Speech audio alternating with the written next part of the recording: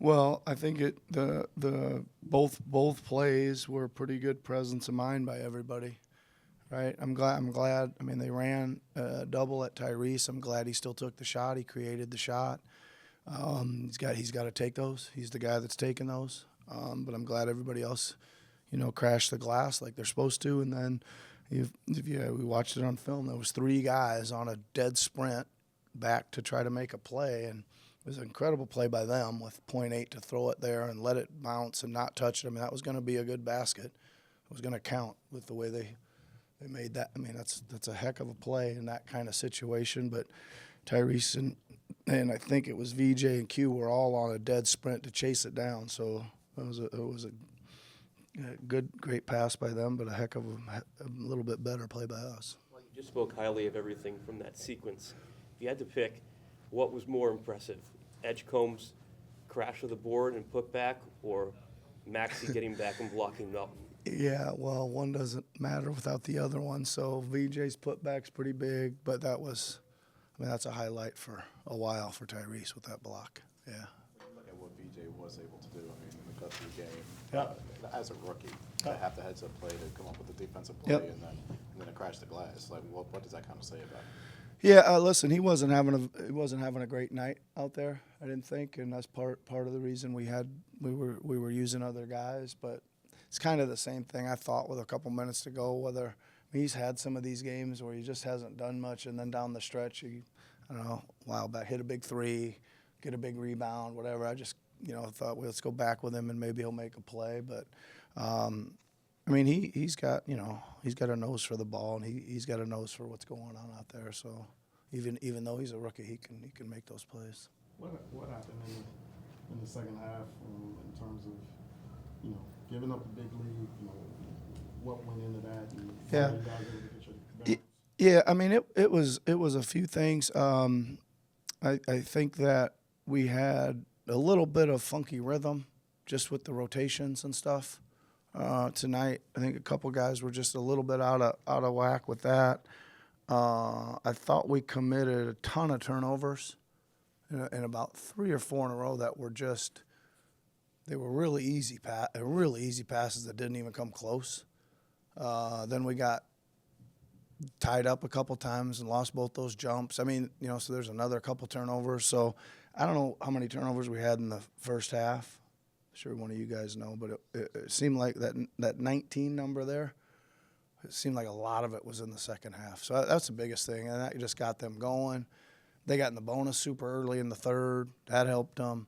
Then I don't think they were going to miss shots all night long, right? I think they got some rhythm. They really started. They forced us to get into a switching game, which, looking back on it, I'm not sure we were doing the right thing there. But they were switching and sprinting post into the block, and they really had a rhythm of what they were doing versus the switching, and I thought we gave up the rim quite a bit in that bad stretch too. That's a lot of stuff. Yeah.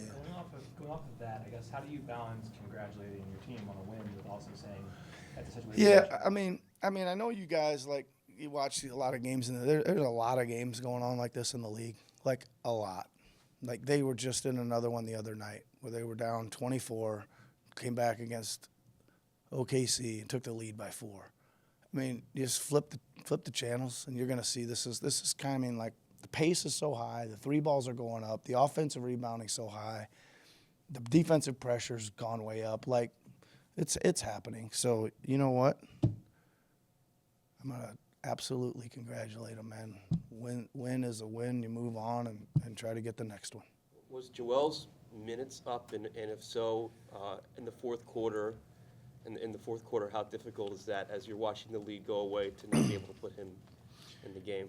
He was right where we wanted him to be there tonight with the minutes, and didn't really give it much consideration. I think that we kind of it ended up tonight that there were some longer stretches.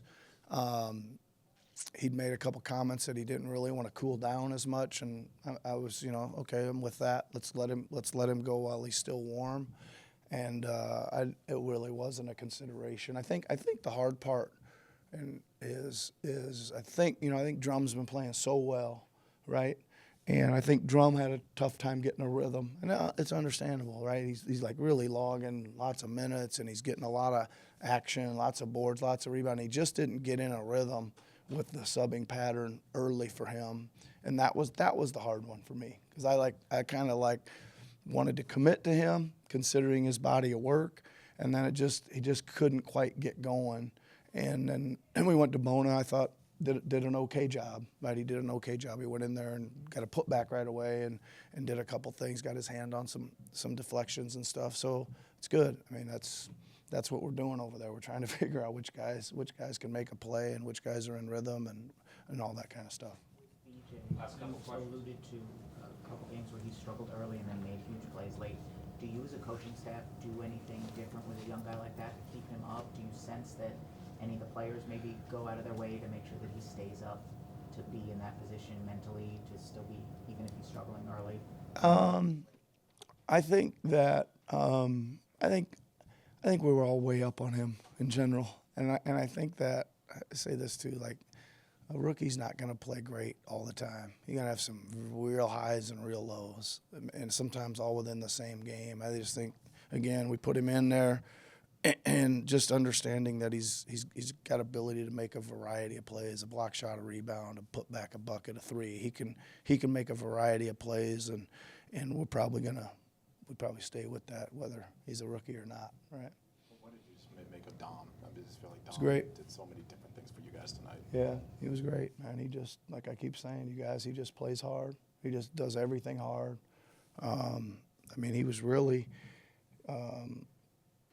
kind of our only source of rebounding, it felt like, for a while, right? So, I mean, they do a great job crashing the glass, and we're struggling to, with a little bit of a smaller lineup to pull some of it out of there, but he saved the day on a number of possessions, yeah.